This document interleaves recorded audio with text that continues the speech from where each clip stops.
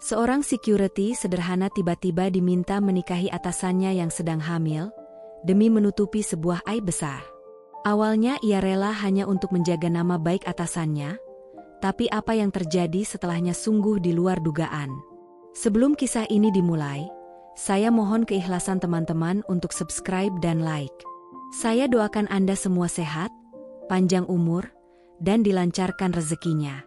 Amin. Mari kita mulai kisahnya. Namanya Diki. Usianya baru 29 tahun. Pekerjaannya sederhana, seorang satpam malam di sebuah perusahaan properti besar. Hari-harinya monoton, menjaga pintu gerbang, memeriksa kendaraan keluar masuk, mencatat laporan harian, sesekali membantu staf yang lembur hingga larut malam. Hidupnya biasa saja, nyaris tanpa warna. Ia tinggal di sebuah kontrakan kecil di pinggiran kota. Ayahnya sudah lama meninggal, ibunya menetap di kampung. Diki jarang bisa pulang, hanya ketika uangnya cukup. Mimpinya sederhana, bisa hidup tenang, makan cukup, dan suatu saat punya rumah sendiri. Setiap malam, dari pos jaga kecilnya, ia melihat karyawan lalu lalang dengan pakaian rapi dan parfum mahal. Kebanyakan bersikap acuh, beberapa sekadar mengangguk. Tapi ada satu yang berbeda, Bu Sinta, kepala divisi keuangan. Sosok wanita cantik, tegas, dan selalu terlihat profesional. Di mata para karyawan, Sinta dikenal galak dan dingin. Namun entah kenapa, kepada Diki ia selalu menyapa. Singkat, dingin, tapi tidak pernah merendahkan.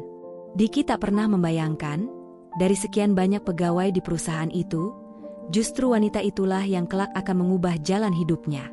Semua bermula di sebuah malam yang tampak biasa. Saat Diki tengah mengecek CCTV dan menulis laporan, ponsel kantor berdering. Sebuah suara lembut namun gemetar terdengar di seberang. "Diki, bisa ke lantai 5 sekarang?" Itu suara Bu Sinta. Diki terdiam, heran kenapa malam-malam begini ia dipanggil. Dengan perasaan campur aduk, ia melangkah naik. Tak tahu bahwa langkah kakinya malam itu akan menyeretnya pada takdir yang sama sekali tak terduga. Lantai 5 gelap. Hanya satu ruangan menyala, ruang kerja Bu Sinta. Saat Diki masuk, ia terkejut. Sinta duduk di sofa, bukan di balik meja kerjanya. Wajahnya pucat, matanya sembab seolah habis menangis. Blazer rapi yang biasa melekat padanya tak tampak, hanya kemeja putih kusut, dengan sepatu hak tinggi yang sudah dilepas. "Duduklah, Diki," katanya lirih. Dengan jantung berdegup kencang, Diki duduk di seberang. Ada sesuatu yang tidak beres malam itu. Sinta menunduk, memainkan jemarinya, lalu berkata dengan suara bergetar, "Aku sedang hamil." Diki terkejut. Tubuhnya kaku. Dan sebelum ia sempat berkata apa-apa, Sinta melanjutkan dengan suara parau. "Ayah dari anak ini meninggalkanku. Dia memilih menikah dengan wanita lain. Kalau orang tuaku tahu aku hamil di luar nikah, habislah aku, Diki. Karierku, hidupku, semuanya hancur." Air mata nyaris jatuh dari matanya. Dan disitulah Sinta mengucapkan kalimat yang mengubah segalanya. "Tolong pura-pura jadi suamiku. Nikahi aku. Kita bisa buat perjanjian. Aku akan bayar berapapun yang kamu mau." Itu bukan permintaan biasa. Itu jeritan putus asa seorang perempuan yang berusaha menyelamatkan sisa harga dirinya. Diki terpaku. Ia tak mengerti, kenapa dirinya yang dipilih? Kenapa bukan orang lain? Malam itu ia pulang dengan pikiran kacau. Menikahi atasan sendiri demi menutupi aib? Rasanya tak masuk akal. Tapi sorot mata Sinta saat berkata, "Tolong aku," terus menghantui pikirannya. 3 hari kemudian, mereka bertemu di sebuah kafe jauh dari kantor. Sinta datang dengan pakaian santai dan kacamata hitam, jelas ingin menyamarkan identitasnya. "Aku tahu ini permintaan gila," katanya memulai, "tapi aku tidak punya pilihan lain. Aku tidak bisa membiarkan keluargaku tahu aku hamil tanpa suami." Suara Sinta bergetar. Tangannya mengelus perutnya yang masih datar. "Aku sempat berpikir menggugurkannya, tapi aku tidak sanggup. Ini anakku. Aku akan buat kontrak. Setelah anak ini lahir dan semuanya tenang, kita bisa cerai. Uang, tempat tinggal, semua aku tanggung. Kamu hanya perlu menikahiku secara sah. Jadi suami, di atas kertas.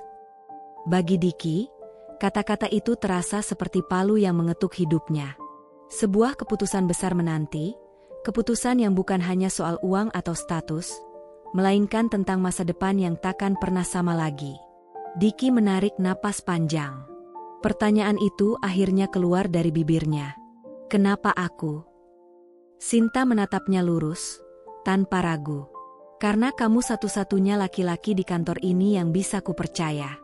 Kamu bukan orang yang suka gosip, dan reputasimu bersih. Kamu tidak pernah memanfaatkan jabatan atau keadaan untuk keuntungan pribadi. Diki terdiam. Kata-kata itu membuatnya merasa kecil, namun sekaligus dihormati. Bagi seorang satpam sederhana, ucapan itu lebih berharga dari apapun. Dengan suara lirih, Sinta melanjutkan, aku tidak punya keluarga dekat di Jakarta. Semua urusanku kupegang sendiri. Tapi aku tidak sanggup lagi menanggung rahasia ini sendirian. Ruangan itu hening. Diki menunduk, sebelum akhirnya berbisik, aku butuh waktu, Bu. Sinta mengangguk, seolah memahami. Namun jauh di dalam hati Diki, benih keraguan mulai tumbuh. Untuk pertama kalinya, seseorang yang selama ini ia anggap berada jauh di atasnya, justru memintanya menjadi sandaran dalam hal yang paling pribadi. 2 malam berturut-turut Diki tak bisa tidur. Kata-kata Sinta terus terngiang di kepalanya. Tolong pura-pura jadi suamiku. Itu bukan sekadar permintaan. Itu adalah undangan menuju sebuah takdir yang tidak akan pernah sama lagi. Sore berikutnya, Diki kembali dipanggil. Kali ini suasana berbeda. Sinta tampak lebih tenang, meski sorot matanya tetap menyimpan kecemasan. Ia menyodorkan sebuah map biru. Aku sudah buat draft kontraknya, ucapnya pelan. Tangan Diki bergetar saat membuka map itu.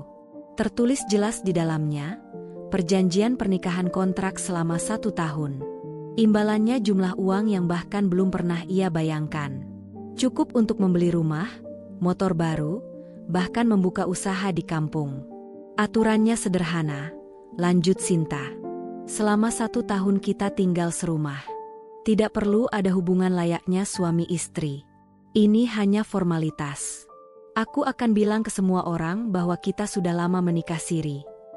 Diki mencoba mencerna setiap kata. Sinta menambahkan dengan nada tenang tapi getir, kalau kamu berubah pikiran di tengah jalan, aku akan pahami. Tapi kalau setuju, kita harus menikah minggu depan. Diki menatap wajahnya. Dari luar terlihat tegar, tapi dari sorot mata itu ia tahu Sinta sedang ketakutan. Takut dicemooh, takut aib terbongkar, takut kehilangan segalanya yang sudah ia bangun. Kenapa kamu tidak cari orang lain yang lebih pantas? Tanya Diki akhirnya. Sinta tersenyum kecil. Karena aku sudah cukup disakiti oleh orang yang terlihat pantas. Aku butuh orang yang bisa dipercaya, bukan yang tampak sempurna. Keheningan kembali menyelimuti ruangan. Dan pada momen itu, Diki menyadari, keputusan ini bukan sekadar tentang uang. Bukan juga tentang status. Tapi tentang bagaimana ia bisa menjadi pelindung bagi seseorang yang selama ini terlihat kuat, namun ternyata rapuh. Baik, Bu. Aku setuju, katanya dengan suara mantap. Sinta menatapnya lekat. Air matanya hampir jatuh. Tapi buru-buru diusapnya. Terima kasih, Diki. Mulai hari ini, kamu bukan cuma security kantorku, tapi juga penjaga rahasia hidupku.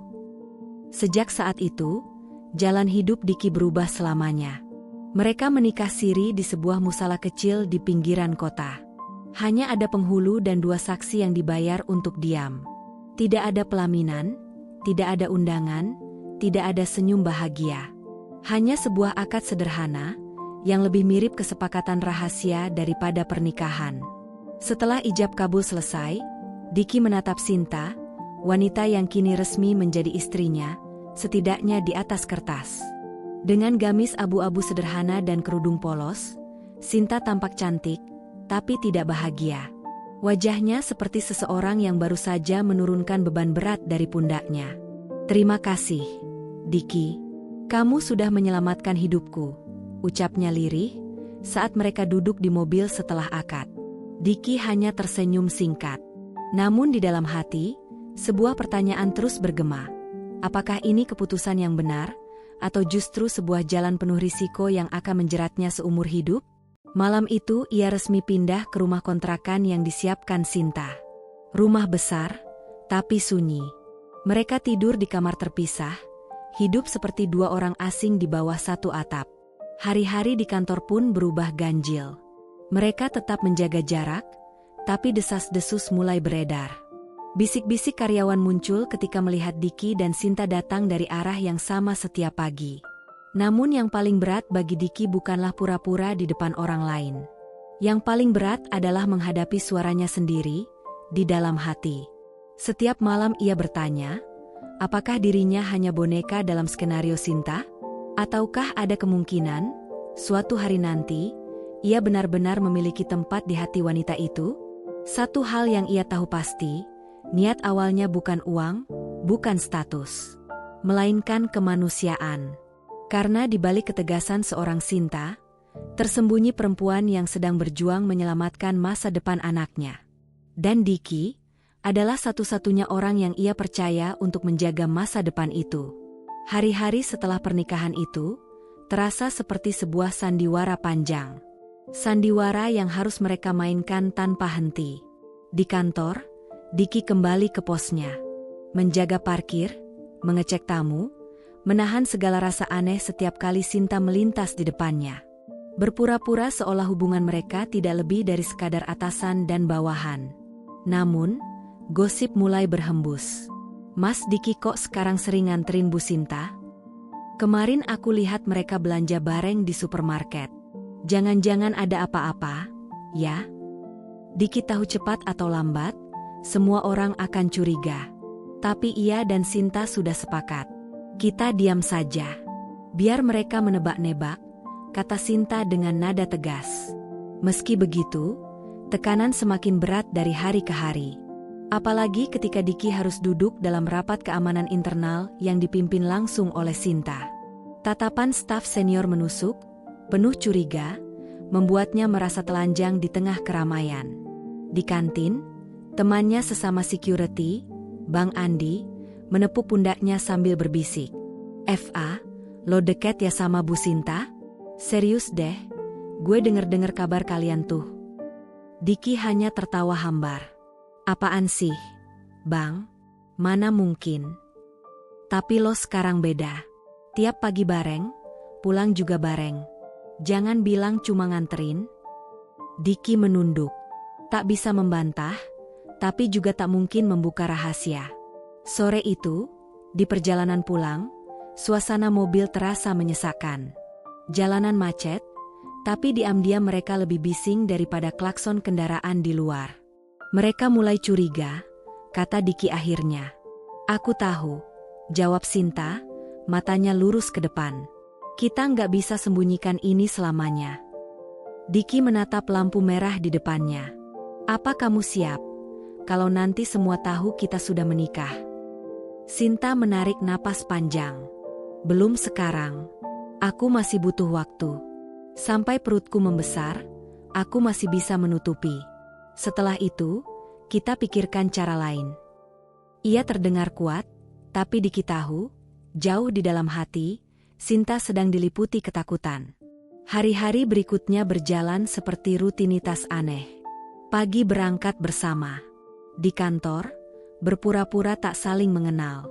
Malam, pulang ke rumah yang sama, tapi tidur di kamar berbeda, seperti dua orang asing yang dipaksa hidup di bawah satu atap. Namun, perlahan, kebersamaan itu mulai mengikis jarak. Diki terbiasa melihat Sinta duduk di meja makan dengan piyama longgar, wajah tanpa make-up. Sinta pun mulai tak kaku saat bicara, bahkan sesekali bercanda. "Diki, kamu bisa masakin telur ceplok, kan?" tanyanya suatu malam sambil membuka kulkas. "Aku lagi mual, pengin makan yang aneh-aneh." Diki mengangguk, lalu masuk ke dapur. Rasanya aneh. Seorang satpam kini memasakkan telur untuk kepala divisinya, yang juga istrinya. Saat telur ceplok tersaji dengan kecap manis dan nasi hangat, Sinta tersenyum kecil. "Lumayan," katanya. "Nggak nyangka kamu bisa masak juga." "Dulu sering bantu ibu di kampung," jawab Diki pelan. Malam itu, suasana rumah yang biasanya dingin tiba-tiba terasa hangat. Untuk pertama kalinya, mereka makan malam bersama, bukan karena kewajiban, tapi karena nyaman. Namun, luka di hati Sinta belum sepenuhnya sembuh. Beberapa malam, Diki mendengar isak tangis lirih dari balik pintu kamar. Ia tidak pernah bertanya, hanya duduk berjaga di luar, seperti tugasnya di kantor. Bedanya, kali ini yang ia jaga bukan gedung, melainkan hati seorang wanita. Hingga suatu malam, hujan deras mengguyur kota. Listrik padam. Rumah gelap total. Diki segera menyalakan senter ponsel dan menuju kamar Sinta. "Sinta, kamu nggak apa-apa?" tanyanya. Sinta duduk di ranjang, memeluk lututnya. Saat melihat Diki, ia tersenyum kecil. "Aku benci gelap." Tanpa banyak bicara, Diki duduk di lantai, tepat di depan pintunya. "Kalau kamu takut, aku tunggu di sini sampai listrik nyala," katanya. Sinta terdiam lama, lalu berbisik, "Kamu tahu, Diki, kamu bukan orang pertama yang tinggal serumah denganku. Tapi kamu, orang pertama yang bikin aku merasa aman." Malam itu, Diki tidur di depan pintu kamarnya. Dan untuk pertama kalinya, ia merasa bahwa meski pernikahan ini dimulai dari kebohongan, mungkin, perlahan, perasaan mereka mulai tumbuh menjadi nyata. Waktu berlalu. Perut Sinta mulai membesar. Kebohongan mereka kian sulit disembunyikan. Beberapa rekan kantor akhirnya berani bertanya langsung. "Bu Sinta, saya dengar ibu sudah menikah." "Selamat ya, Bu. Semoga bayinya sehat." Sinta hanya tersenyum tipis, lalu pergi tanpa menjawab. Sementara Diki tetap berdiri di posnya. Tetap menjadi security sederhana.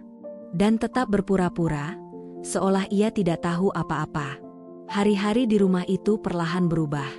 Sinta, yang dulu dikenal dingin dan menjaga jarak, kini mulai menunjukkan sisi yang berbeda. Ia menyapa lebih dulu, mengajak jalan pagi, bahkan sesekali bersandar di bahu Diki saat lelah. Suatu malam, keduanya duduk di teras rumah. Angin berembus lembut, membawa keheningan yang dalam. Sinta menatap langit, lalu berbisik lirih, seakan berbicara pada dirinya sendiri. "Aku nggak pernah nyangka hidupku bakal seperti ini. Tapi kalau waktu bisa kuputar, mungkin aku nggak akan menyesal." Diki menoleh, ragu. "Enggak menyesal menikah sama aku?" tanyanya pelan. Senyum kecil muncul di bibir Sinta. "Awalnya iya. Tapi sekarang, kamu satu-satunya orang yang bikin aku ngerasa punya rumah." Kalimat itu seperti pisau bermata dua. Hangat, tapi sekaligus menyakitkan. Karena mereka tahu, cinta yang tumbuh di antara mereka tak pernah direncanakan. Beberapa malam kemudian, hujan deras mengguyur. Listrik padam. Dalam gelap, Sinta mengetuk pintu kamar Diki dengan wajah cemas. "Aku gak bisa tidur, boleh aku duduk di sini sebentar?" ucapnya ragu. Diki mengangguk. Mereka duduk di lantai, hanya ditemani cahaya senter ponsel. Sinta bersandar di bahunya, lalu berbisik dengan suara gemetar. "Aku takut jatuh cinta sama kamu." "Deh." Jantung Diki berdegup kencang. Ia menatap wajah Sinta, lalu bertanya, "Kamu takut kenapa?"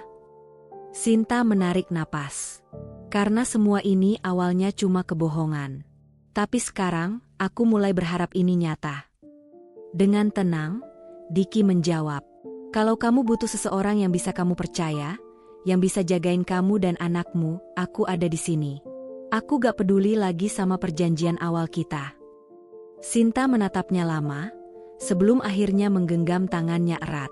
Malam itu, tanpa kata-kata berlebihan, keduanya tahu, benih cinta sudah tumbuh, dan tak lagi bisa disangkal. Waktu terus berjalan. Memasuki bulan ke-7, Perut Sinta kian membesar.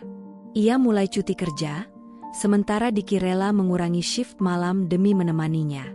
Hubungan mereka berubah total. Tidak ada lagi jarak dingin. Mereka makan bersama, beribadah bersama, bahkan menyiapkan perlengkapan bayi seperti pasangan sungguhan. Namun, hidup tak pernah mulus selamanya. Suatu sore, ketika Diki tengah berbelanja, sebuah telepon datang. Nama Sinta muncul, tapi suara di seberang bukanlah miliknya. Suara berat, penuh ancaman. "Kamu suaminya Sinta, ya? Kalau kamu laki-laki, temui aku di parkiran Tower Plaza sekarang." Itu suara Irfan, mantan kekasih Sinta, sekaligus ayah kandung dari bayi dalam kandungannya. Diki datang dengan langkah berat. Di sana, Irfan menunggunya, bersandar pada mobil mewah dengan tatapan sinis. "Jadi kamu yang nikahin dia?" "Cuma seorang security," ucapnya merendahkan. "Anak yang dikandungnya itu anakku." Diki mengepalkan tangan, menahan amarah. "Kamu yang ninggalin dia waktu dia hancur. Kenapa sekarang datang lagi?" Irfan mendekat, wajahnya penuh kesombongan. "Karena aku gak rela anakku dibesarkan orang rendahan kayak kamu. Aku mau ambil dia dan anaknya." Diki mendorongnya mundur. "Kamu gak berhak. Aku yang jagain dia saat semua orang pergi." Irfan tertawa sinis. "Dia cuma manfaatin kamu. Bangun, bro. Dia takut aibnya terbongkar. Dia gak pernah cinta sama kamu." Kata-kata itu menusuk, hingga sebuah suara lembut memecah ketegangan. "Cukup, Irfan." Dua pria itu menoleh. Sinta berdiri di ujung parkiran, tubuhnya lemah, tapi tatapannya tajam. "Aku yang memilih Diki. Bukan karena takut aib, tapi karena dia satu-satunya laki-laki yang gak pernah ninggalin aku. Saat semua orang pergi, dia tetap ada di sini." Irfan terdiam. Sinta melangkah mendekat, lalu menatapnya tegas. "Anak ini memang darah dagingmu. Tapi kamu gak punya hak atas hidupku. Kalau kamu benar-benar peduli, kamu gak akan pernah ninggalin aku sejak awal." Dengan perlahan, ia menggenggam tangan Diki. "Diki mungkin bukan siapa-siapa di matamu. Tapi dia lebih laki-laki dari kamu. Dia suami sahku. Dia ayah dari anak ini." Air mata menggenang di mata Diki. Kata-kata Sinta bukan hanya pengakuan, tapi juga sebuah ikatan yang tak bisa dipatahkan lagi. Irfan tak lagi bicara. Ia memilih pergi, meninggalkan mereka berdua di bawah cahaya senja. Hari itu, Diki menyadari satu hal. Ia bukan lagi pemeran pengganti dalam hidup Sinta. Ia adalah pemeran utama. Dan yang lebih penting, ia adalah pilihannya, sepenuh hati. Terima kasih telah menyimak cerita ini. Jangan lupa untuk like video ini, subscribe channel kami, agar tidak ketinggalan cerita menarik lainnya. Sampai jumpa di cerita berikutnya. Wassalamualaikum warahmatullahi wabarakatuh.